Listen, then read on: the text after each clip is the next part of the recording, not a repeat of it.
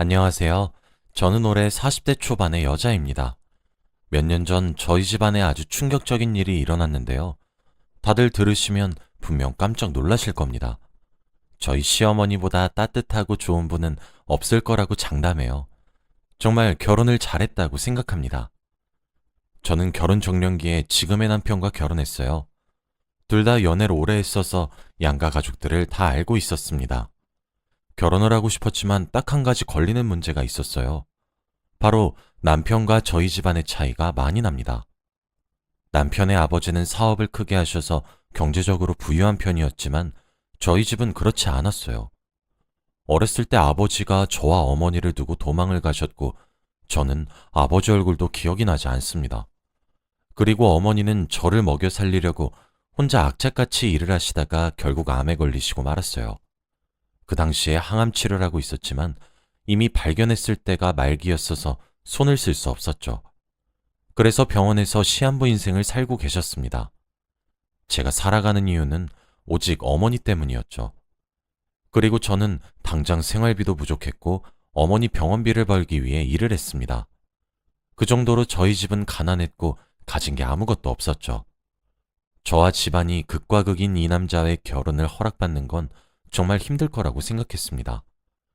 그래서 남편이 저에게 청혼을 할 때까지도 결혼을 하는 게 맞는 건가 싶었죠. 굳게 마음을 다잡고 저는 남편의 부모님에게 정식적으로 인사를 드리러 갔습니다. 워낙 남편의 어머니가 좋은 분이셔서 연애할 때도 자주 연락하고 지냈지만 이제 결혼을 허락받으러 간다고 하니 많이 떨리긴 하더라고요. 헤어져 달라고 부탁을 하거나 안 된다고 뺨을 맞거나 등등 어떤 일을 겪을까 생각하며 갔습니다. 그런데 어머님은 저를 정말 친딸처럼 대해주셨어요. 며느리 왔냐며 얼른 결혼해서 가족이 되면 좋겠다고 말씀하셨죠. 저보다 더 좋아해 주시니까 제가 다 기뻤고 어머님을 통해서 사랑받는 게 어떤 기분인지 알게 되었어요. 그런데 어머님은 저를 좋아해 주셨지만 아버님은 그렇지 않았습니다.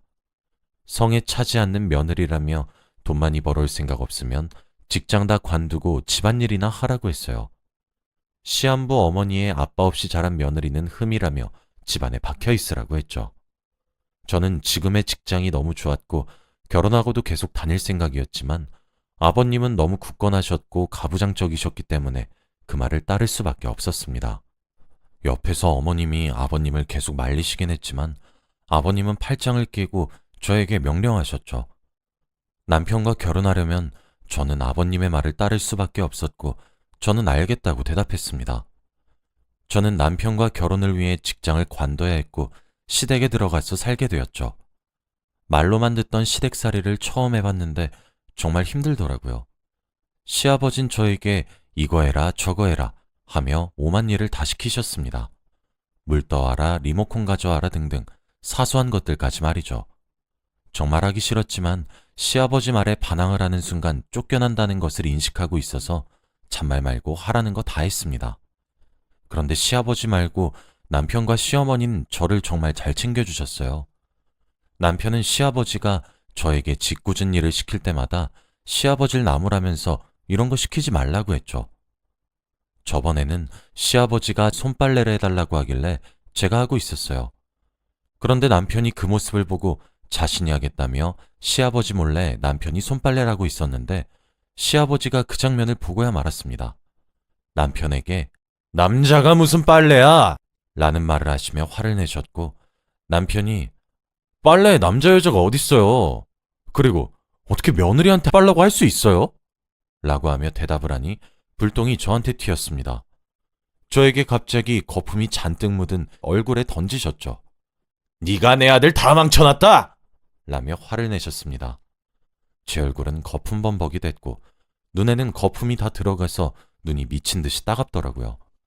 그 순간 너무 서러워서 눈물을 흘리고 말았습니다.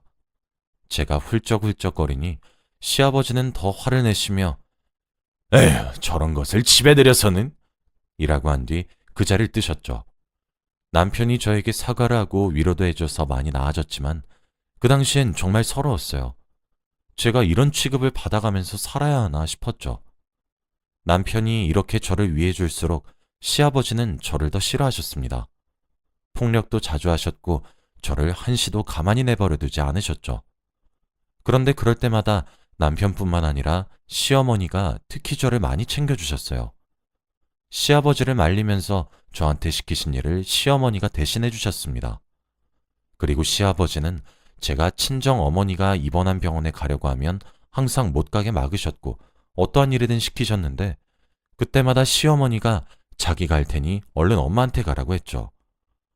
남편과 시어머니가 저를 이렇게 도와주시니 시아버지의 괴롭힘에서 조금은 벗어날 수 있었습니다. 하지만 여전히 시아버지는 가부장적이시고 저를 막대하셨지만 말이죠. 그러다가 저희 집안이 한번 기울어지게 되었어요. 바로 시아버지의 사업이 망하고야 말았습니다. 시아버지는 자신의 친구분과 같이 동업을 했는데 친구분께서 사기를 치고 도망갔다고 하더라고요. 그런데 점점 적자가 났고 결국 망하고 말았습니다. 한순간에 길바닥에 나앉게 되었죠. 그 순간 시아버지가 완전 망가지셨습니다. 하루 종일 술과 담배를 달고 살았어요. 밤낮을 가리지 않고 방에 갇혀서 술만 먹으셨죠. 시아버지가 상황이 좋지 않으니 예전보다 더 예민해지셨습니다. 저한테 더 많은 일을 시키셨고 꾸지람도 많이 늘었죠. 시아버지가 시키는 일 하나하나 다 하면서 살다 보니까 제 삶이 사라졌고 하고 싶은 것도 마음대로 못했어요. 그리고 무엇보다 살 날이 얼마 남지 않은 어머니를 자주 못 뵈는 게 가장 슬펐습니다. 어머니한테 가족은 저밖에 없어서 남은 시간 동안 제가 옆에 많이 있어줘야 하는데 그걸 못해주니 너무 속상하더라고요. 시아버지는 자신의 밥을 매일 삼시세끼 정해진 시간에 꼭 차려야 했고 그 시간이 단 1분이라도 어긋나면 화를 불같이 내셨습니다. 그러다 보니 저는 어머니 병원에 갈 시간도 없었죠. 이 모습을 보고 시어머니가 자신이 대신 밥을 차릴 테니 저보고 어머니 병원에 가라고 했어요. 저는 너무 감사한 마음에 얼른 준비해서 시아버지 몰래 나가려고 했는데 그만 들키고 말았습니다. 그런데 시아버지가 그만 밥상을 엎고야 말았어요. 시애비 말이 아주 개똥으로 들리냐? 어딜 나가? 내가 너한테 밥 차리라고 했지 마누라한테 차리라고 했냐? 이 말을 하며 당장 옷 갈아입고 밥이나 다시 차리라고 했어요. 시아버지는 술에 취하신 채로 하루 종일 사셔서 제대로 걷지도 못하셨죠. 시어머니가 아무리 말려도 화만 내셨고 술에 취하셔서 힘도 장사하셨어요. 저는 어머니를 자주 뵈러 가지 못했고 눈물을 삼키며 식사를 차려드렸습니다. 제가 이렇게 살고 있는 걸 시어머니가 많이 속상해하셨고 결국 저 대신 저희 어머니 병원에 자주 가셨어요. 혼자 있을 저희 어머니 말동무도 해드리면서 시간을 보내셨죠. 제가 가지 못하니 시어머니가 많이 가주셨습니다. 두 분이 나이도 비슷하셔서 대화도 잘 통한대요. 그래서 낮에 가셔서 저녁까지 두 분이서 수다만 떨다가 오신다고 합니다. 그 말을 듣는데 괜히 가슴이 뭉클해지고 시어머니한테 너무 감사하더라고요. 시어머니한테 언젠간 은혜를 꼭 갚아야겠다고 생각했습니다. 그런데 시간이 지나갈수록 저희 어머니의 병이 악화되었어요. 의사 선생님께서 이제 마음의 준비를 해야 될 때가 왔다고 했죠. 그 말을 듣는데 가슴이 쿵 하고 내려앉더라고요. 한 번도 어머니가 없는 인생을 상상해 본 적이 없는데 말입니다. 이런 제 옆에서 저에게 위로를 해준 사람은 바로 시어머니였어요. 저를 꼭 안아주면서 최선을 다해서 어머니의 남은 인생을 행복하게 보내게 해주자고 했죠. 원래라면 저 혼자 감당해야 하는 상황이었는데 시어머니가 저를 위해 주시니 눈물이 펑펑 나더라고요. 정말 시집을 잘 왔다는 생각이 들었습니다. 그리고 저는 시어머니와 함께 저희 어머니 병원에 자주 방문했어요. 시아버지가 주무실 때 몰래 나갔다 와야 했죠. 시아버지가 깨어있을 때는 집에서 한 발자국도 나가면 안 됩니다. 그런데 그맘때쯤에 시아버지가 조금 바뀌셨어요. 원래 집에서 술만 먹고 담배만 피우셨는데 어느 날부터 자주 밖에 나가시더라고요. 그런데 항상 저한테 돈을 빌려가셨습니다. 처음엔 10,000원, 20,000원씩 빌려갔지만 시간이 지날수록 액수가 너무 커져서 100,000원, 200,000원 이렇더라고요. 제가 한 번은 돈이 없어서 못 드린다고 했는데 그날 정말 잔소리를 엄청 들었어요. 당장 가지고 오라고 하면서 말이죠. 그런데 시아버지가 이렇게 돈을 가지고 밖에 나가신 이유는 바로 도박 때문이었습니다. 시아버지가 어느 날부터 도박에 빠지셔서 제가 드린 돈을 흥청망청 쓰시는 거였죠. 그런데 결국 이 사단이 시어머니 귀에 들어가고 말았습니다. 시어머니가 시아버지 옷에 있던 칩을 보고야 말았거든요. 시아버진 들켜도 기세등등하셨고 가장이 하는 일에 이래라 저래라 하지 말라고 하셨습니다. 도박하는 사람이 오히려 큰 소리를 내니까 너무 어처구니가 없었죠. 시어머니는 저한테 미안했다며 시아버지가 저에게 빌려가신 돈을 다 갚으셨습니다. 저는 필요 없다고 몇 번이나 거절했지만 바로 제 계좌로 돈을 보내주셨어요. 이런 시어머니 어디에도 없다고 생각합니다. 하지만 저와 남편이 딱 한 가지 시어머니한테 이해가 되지 않는 부분이 있었어요. 왜 시아버지와 이혼을 하지 않는지 말이죠. 시어머니를 이렇게 괴롭히고 사랑은 전혀 없어 보이는 두 사람인데 말입니다. 저와 남편이 시어머니한테 이혼하라고 거의 매달렸지만 그때마다 시어머니는 묵묵부답이었어요. 언젠간 돌아올 거라고 믿는다는 말도 하셨고 미운정 때문에 산다는 말도 하셨어요. 남편이 이혼을 하라고 할 정도면 시아버지가 얼마나 악덕인지 예상 가시죠? 하루하루 눈을 뜨는 게 고통스러울 지경이었습니다. 눈을 뜨면 그날은 어떤 꾸지람을 들을까 싶었거든요. 이렇게 평생 살아갈 생각에 너무 답답했죠. 시아버지가 도박을 또 하실까봐 남편과 시어머니가 감실했어요. 집에서 나가지도 못하게 했고 차라리 방에서 술이나 먹으라고 말이죠. 그런데 사단이 나고 말았습니다. 남편이 그날 야근을 해서 제가 먼저 잠을 자고 있었어요. 잠결이라 잘 몰랐는데 남편이 방에 들어오는 인기척이 났고 저는 계속 잠을 자고 있었죠. 그런데 제 옆에 사람이 남편이 아닌 것 같았어요. 술 냄새도 너무 많이 났고 남편에게서도 한 번도 맡아보지 못한 체취가 났거든요. 그래서 제가 눈을 뜨고 옆에 있는 사람을 봤는데 저는 그 순간 소리를 지르고 말았습니다. 바로 시아버지였거든요. 그 순간 저는 온 동네가 떠나가라 비명을 질렀죠. 제 비명 소리에 시어머니가 잠에서 깨서 저희 방에 왔고 그리고 저는 두려움에 온몸에 소름이 돋았죠. 정말 무섭고 미치고 팔짝 뛸 노릇이었어요. 그때 마침 늦게 귀가한 남편이 방 안에서 펼쳐진 상황을 보고 기겁을 하더라고요. 시어머니와 남편이 시아버지한테 드디어 미쳤다고 화를 냈지만 시아버지는 오히려 당당했습니다. 왜? 가족끼리 그럴 수도 있지. 이런 말도 안 되는 변명을 하며 유유히 방에서 나가셨어요. 그 말에 시어머니가 화가 나셨는지 나가는 시아버지를 붙잡고 뺨을 내리쳤어요. 당신 드디어 미쳤어? 짐승만도 못한 새끼. 이 말을 내뱉었죠. 한 번도 시어머니가 심한 말을 한 것을 본 적이 없는데 저와 남편은 동시에 놀랐습니다. 그리고 시아버지도 그 말에 많이 놀라셨는지 화를 내셨어요. 뭐? 새끼? 이 망할 놈의 여편네가? 시아버진 이 말이 끝나자마자 옆에 있던 물건을 아무거나 집어서 시어머니한테 던졌습니다. 순식간에 일어난 일이라 저와 남편은 말릴 틈도 없었고 시어머니는 그 물건에 맞고 그만 쓰러지셨습니다. 그런데 더 놀라운 건 시아버지는 그 모습을 보고도 쓰러진 시어머니를 발로 툭툭 차면서 일어나라고 하셨죠. 저와 남편은 쓰러진 시어머니를 보고 기겁을 했고 바로 응급실에 신고를 했습니다. 이렇게 정신없는 와중에 시아버지는 집에 있던 돈을 챙겨 달아났죠. 그때 일은 아직까지 생생하게 기억이 나고 정말 소름 돋고 무서웠어요. 어떻게 사람이 그렇게 잔인할 수 있나요? 그리고 병원에 시아버지는 오지도 않으셨고 사과 한마디 없었습니다.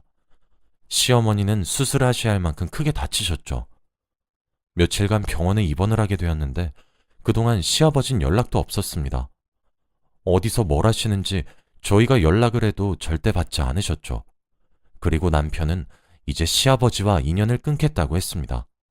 저런 사람은 아버지로서 자격이 전혀 없다고 말이죠. 저도 그 말에 동감을 했고 이렇게 시어머니가 다치는 걸 보니까 시아버지가 너무 미웠습니다. 시어머니가 입원해 계시는 동안 저와 남편이 교대를 하면서 시어머니 병간호를 했죠. 시아버지가 집을 나가시니 저한테 일을 시키는 사람이 없어서 해방된 느낌이긴 하더라고요. 그리고 시어머니 병문안 가면서 저희 어머니한테도 예전보다 자주 갈 수 있게 되어서 좋았습니다. 두 분의 병원이 같진 않았지만 가까운 거리여서 버스를 타고 자주 오갈 수 있었거든요. 이제 시어머니가 퇴원을 하시면 집에서 셋이서 행복하게 살 줄 알았습니다. 그런데 또 하나의 사고가 나고 말았어요. 바로 시어머니가 병원을 탈출하셨습니다. 어느 날 갑자기 병원을 갔는데 시어머니가 침대에 안 계시더라고요. 몇 시간을 기다려도 오지 않으시고 연락도 받지 않았습니다. 간호사분들도 시어머니 행방을 모른다고 했고요. 순간 무언가 잘못되었다는 생각에 남편에게 이것저것 물었지만 모른다고 했죠. 시어머니가 말도 없이 사라지셔서 혹시 시아버지가 데려갔나 싶어서 정말 걱정되었습니다. 그리고 그날 하루 종일 시어머니를 찾았지만 찾을 수 없었어요. 시어머니는 전혀 나타나지 않으셨고 저희는 기다릴 수밖에 없었죠. 그렇게 한 일주일이 흘렀습니다. 정말 아무것도 손에 잡히지 않았고 어떻게 해야 할지 모르겠더라고요. 시어머니가 갑자기 사라지셔서 너무 당황스럽고 머리가 복잡했습니다. 그런데 그 상황에서 병원에서 연락이 왔어요. 바로 저희 어머니가 위급하다는 소식이었습니다. 저는 순간 너무 놀라서 신발도 짝짝이로 신고 병원으로 달려갔어요. 제가 요즘 시어머니를 찾는 거에 집중해 있다 보니 저희 어머니 생각을 하지 못했어요. 되게 후회를 많이 했고 제발 이 위기를 넘겼으면 좋겠다는 생각을 했습니다. 그런데 저희 어머니 병실에서 놀라운 사람을 봤어요. 바로 저희 시어머니였습니다. 시어머니가 왜 여기서 나오는지 의문이 들었지만 저는 우선 어머니가 급했어요. 의사 선생님은 최대한 노력을 하며 겨우겨우 고비를 넘겼고 다시 어머니가 돌아왔습니다. 저와 시어머니 둘 다 안도의 한숨을 쉬었죠. 그리고 왜 여기에 계시는지, 연락은 왜 안 받았는지 등등을 물어봤어요. 그런데 시어머니는 지금까지 저희 어머니의 병간호를 하고 있었다고 합니다. 당연히 저희가 말릴 걸 알고 말을 안 했다고 합니다. 그리고 제가 어머니를 뵈러 병실에 올 때마다 숨어 있었다고 하더라고요. 정말 충격적이고 놀라웠어요. 그리고 너무 감동을 받았어요. 시어머니는 해맑게 웃으면서 친구가 생긴 것 같다고 좋아하셨고 제가 감동받아서 눈물을 흘리니까 자신이 오히려 저한테 고맙다고 했어요. 정말 제가 이런 집에 시집을 와서 이런 과분한 사랑을 받아도 되는 건가 싶었습니다. 그리고 시어머니는 애초부터 시아버지와 이혼을 한 상태였대요. 이혼을 하고 시아버지가 얹혀 살았던 건데 이참에 나가줘서 너무 고맙다고 합니다. 그 말을 듣는데 정말 놀랐어요. 시어머니가 그런 남남이 된 시아버지한테 잘해줬다고 생각을 하니까 시어머니가 정말 정이 많은 사람이란 생각을 하게 되었죠. 그 모습을 보고 정말 좋은 사람이라는 걸 느꼈습니다. 시어머니는 저희 어머니와 대화하는 게 너무 재밌고 삶의 낙이라며 자신이 좋아서 저희 어머니 병간호를 하고 있다고 했어요. 저도 이렇게 좋아하시니 너무 다행이란 생각이 들었습니다. 그리고 저희 어머니도 또래 친구가 생긴 거여서 그런지 웃는 날도 많아지셨죠. 그렇다 보니 의사 선생님도 놀랄 만큼 상태가 옛날보다 점점 호전되고 있다고 말하더라고요. 지금은 의사 선생님이 말씀하신 살 수 있는 기간이 훨씬 지났어요. 그만큼 시어머니 덕분에 정말 행복해 하시는 것 같습니다. 그치만 아직 너무 방심을 할 정도는 아니죠. 저는 이런 시어머니의 며느리로 시집 온 것이 세상에서 가장 잘한 일이 아닐까 싶습니다. 다들 저희 시어머니 같은 시어머니 만나셨으면 좋겠어요. 지금은 몇 년이 지났고 시아버지와는 전혀 연락을 하지 않습니다. 다시 찾아오셔도 절대 반기지 않을 생각이고요. 여러분도 결혼 꼭 잘하시길 바랄게요. 저희 이야기는 여기까지입니다. 들어주셔서 감사합니다.